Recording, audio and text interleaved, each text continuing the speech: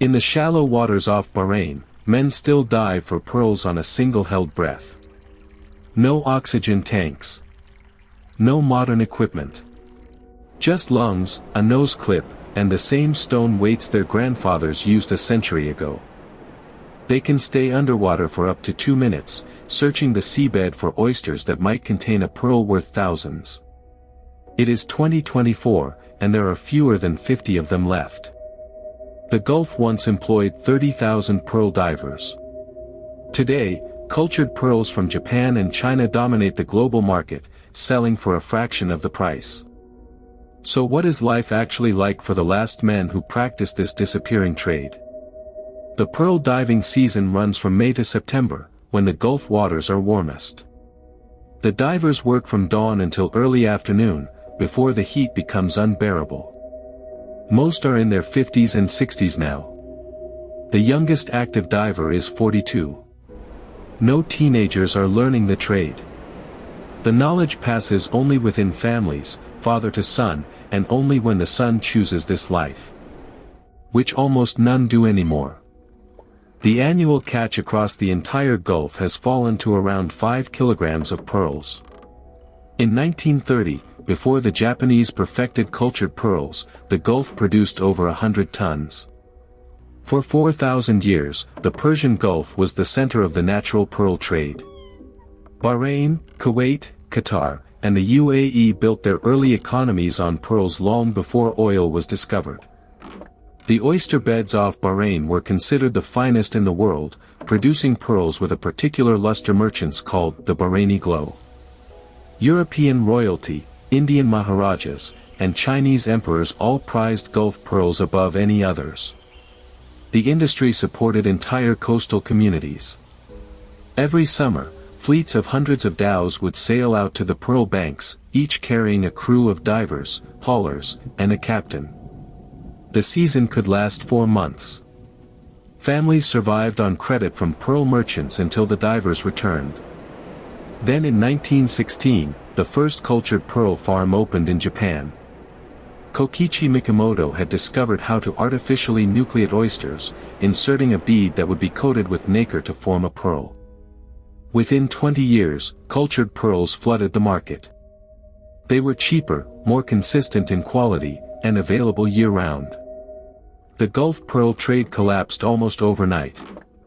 Thousands of divers lost their livelihood. Many coastal towns emptied as families moved inland or to the oil fields. The discovery of oil in Bahrain in 1932 saved the economy but ended the pearl diving era. By 1950, commercial pearl diving in the Gulf had essentially ceased. What remains today is not a true industry but a living museum. The last divers work partly for tradition, partly for the rare possibility of a valuable find, and partly because they cannot imagine doing anything else. Bahrain has about 12 active pearl divers. Kuwait has fewer than 10. The UAE has perhaps 15. Qatar has a handful who dive occasionally. Most are retired from other jobs and dive part-time during the season. A few dive full-time, but they supplement their income with fishing, boat tours for tourists, or selling their expertise to museums and cultural centers. The Bahraini government provides small subsidies to encourage the practice as intangible cultural heritage. But there is no economic argument for continuing. A diver can spend a full day underwater and surface with nothing. A good day might yield 3 or 4 pearls. An exceptional day, a single pearl worth serious money. The market for natural Gulf pearls still exists, but it is tiny, driven entirely by collectors and connoisseurs who value provenance and rarity. The equipment is almost primitive by modern standards. A nose clip made of wood or turtle shell. A leather finger guard to protect against sharp oyster shells. A woven basket tied to the waist to collect oysters. And a stone weight, usually around 15 kilograms, attached to a rope. The weight pulls the diver down quickly to conserve breath. At the bottom, between 8 and 15 meters deep, the diver releases the weight. The rope puller on the boat hauls the stone back up while the diver searches the seabed. He moves quickly, grabbing oysters by feel, stuffing them into the basket. When his lungs begin to burn, he tugs a second rope attached to his waist. The puller hauls him up. The whole dive lasts 1 to 2 minutes. Then the diver rests, breathes, and dives again. A working day can involve 60 to 80 dives. The physical toll is immense. Older divers suffer chronic ear problems, joint pain, and lung damage. Barotrauma from rapid pressure changes is common. Many have permanent hearing loss. The water pressure at 15 meters is roughly twice atmospheric pressure. Diving repeatedly without equalization damages the eardrums over time. Several divers describe a constant ringing in their ears that never stops. There is no safety equipment. No backup air. If a diver gets tangled in rope or disoriented underwater, he must solve the problem himself before his breath runs out. Accidents still happen. In 2019, a diver in his 60s drowned off Bahrain when his weight rope snagged on coral. Back on the boat, the oysters are opened one by one. Most contain nothing. Finding a pearl is rare. Finding a valuable pearl is exceptionally rare. Size, shape, luster, and color all determine value. Perfectly round pearls are the most prized, but also the least common. Natural pearls grow in irregular shapes because there is no artificial nucleus to coat evenly. Baroque pearls, those with unusual shapes, can still fetch high prices if the luster is exceptional. Color varies from white to cream to pink to black, depending on the oyster species and water conditions. Bahraini pearls are known for a warm cream color with high luster. A single top-quality natural pearl, 8 mm in diameter, can sell for $10,000 or more. But that might represent a month of diving. Most pearls found are smaller, 2 to 4 mm, worth perhaps $50 to $200 each. After expenses, fuel for the boat, food, equipment maintenance, the profit margin is thin. One diver in his late 50s estimates he earns about $5,000 in a good season. Another, who dives part-time, says some years he earns nothing at all. The oysters he opens are empty, or the pearls too small to sell. He keeps diving anyway. The global pearl market is worth over $6 billion annually. Natural pearls represent less than 1% of that. The rest are cultured. A strand of cultured pearls can cost anywhere from $100 to tens of thousands, depending on size and quality. But even high-end cultured pearls are fundamentally farm-raised. Natural pearls, formed without human intervention, occupy a different category entirely. They are sold through specialized dealers, auction houses, and private collectors. Provenance matters enormously. A natural pearl with documentation tracing it to the Gulf, especially Bahrain, commands a premium. Some collectors seek pearls specifically from the last traditional divers, viewing them as historical artifacts as much as gems. The divers themselves rarely see the final sale price. They sell to middlemen, dealers in Bahrain's old pearl souk, who then sell to international buyers. A pearl a diver sells for $500 might retail for $5,000. But the divers have no direct access to the global market. They lack the networks, the certifications, the gemological expertise. They sell what they find and accept the offered price. Some divers have tried to organize, to collectively bargain or certify their pearls as authentically hand-harvested. But there are too few of them, spread across too many countries, with no unifying body. Each works independently, competes with the others, and guards his knowledge. The Bahraini government has discussed creating a certification program for natural Gulf pearls, similar to appellations for wine or cheese. The idea is to authenticate pearls from traditional divers, guaranteeing their origin and method of harvest. This would theoretically allow the divers to charge more. But implementing such a program is complicated. It would require tracking every pearl from seabed to sail, testing to confirm it is natural rather than cultured, and verifying the diver's traditional methods. So far, nothing has been finalized. In the meantime, the divers continue as they always have. They dive, they search, they surface. Some days they find pearls. Some days they do not. The work is uncertain, dangerous, and barely profitable. Yet they return to the water every season. When asked why, the answers vary. Some say it is family tradition, a connection to fathers and grandfathers. Others say they love the sea, the solitude underwater, the quiet. A few admit they keep hoping for the one exceptional pearl that will change everything. The legendary find that will make the season, maybe the whole year.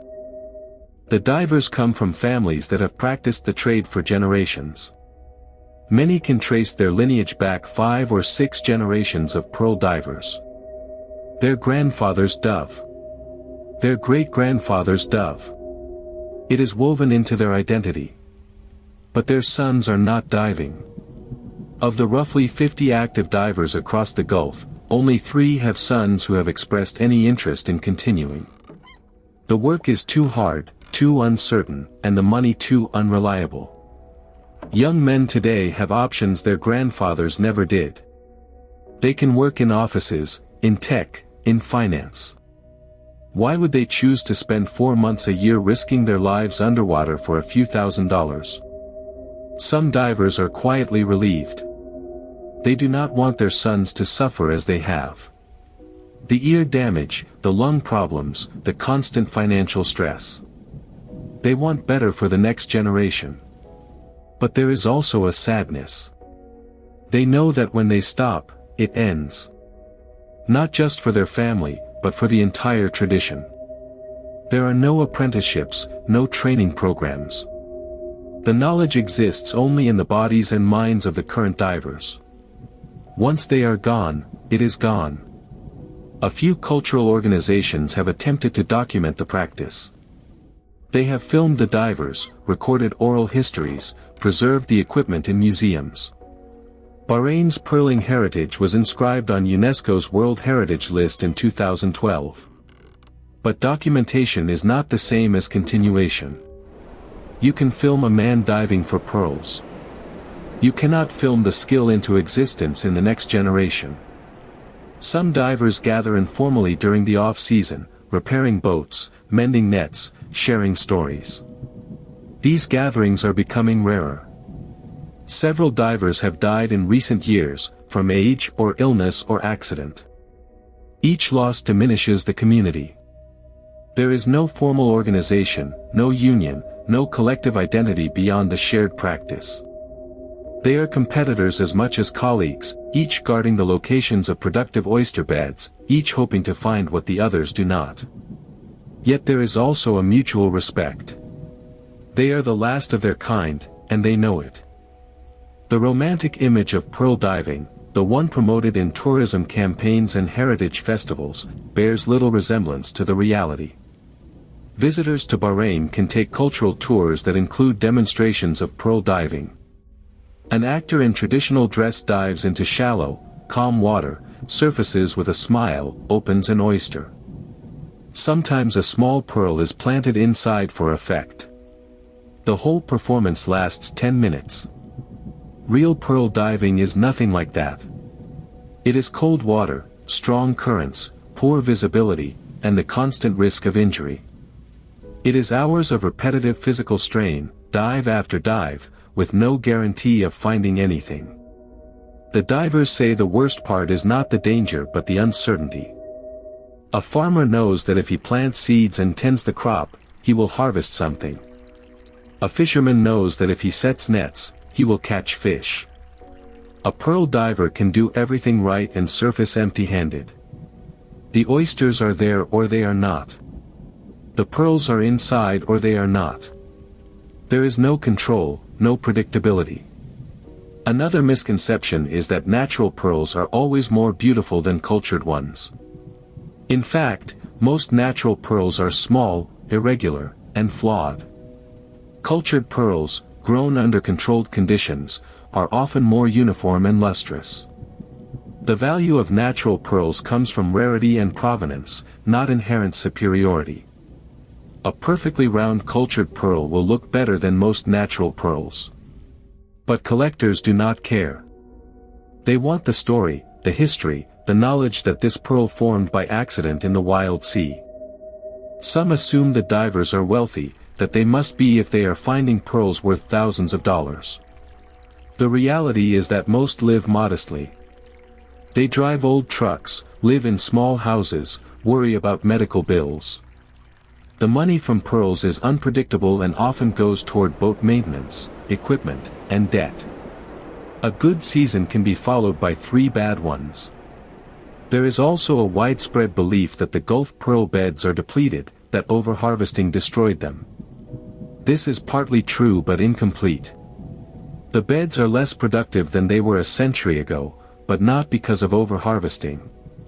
The collapse of the industry in the 1930s actually allowed oyster populations to recover. The real issue is habitat degradation. Coastal development, dredging, pollution, and warming water temperatures have damaged the seabed ecosystems where oysters thrive. Some traditional pearl banks are now too polluted to support healthy oyster colonies. Others have been destroyed by construction projects. The divers say the oysters are smaller now, the pearls fewer. The Gulf is changing faster than the oysters can adapt. On a morning in late August, a diver named Rashid surfaces after his 73rd dive of the day. He is 61 years old. His hands shake slightly as he pulls himself onto the boat. He has been diving since he was 14. His father dove. His grandfather dove. His son is an engineer in Dubai. Rashid opens the oysters in his basket one by one, prying the shells apart with a small knife. The first 8 are empty. The 9th contains a pearl, 4 millimeters, cream-colored, slightly oval. He holds it up to the light, examines it, nods. Not a fortune, but something. He will sell it to a dealer in Manama for maybe $150. He places it carefully in a small cloth pouch, then dumps the empty shells overboard. He has 3 more hours of diving ahead of him before the heat becomes unbearable. 3 more hours of descending into the dim water, searching the sand, hoping. He does not think about the fact that he is among the last. He does not think about UNESCO or heritage or the end of an era. He thinks about the next dive. About the weight of the stone pulling him down. About the coolness of the water. About the possibility that the next oyster, or the one after that, might hold something extraordinary. He clips the nose guard back on. He checks the rope. He nods to the hauler. And he goes back under. The Gulf is still full of oysters. Most of them are empty. But some are not. And as long as that remains true, men like Rashid will keep diving. Until they cannot anymore. The last men hunting pearls on a single held breath.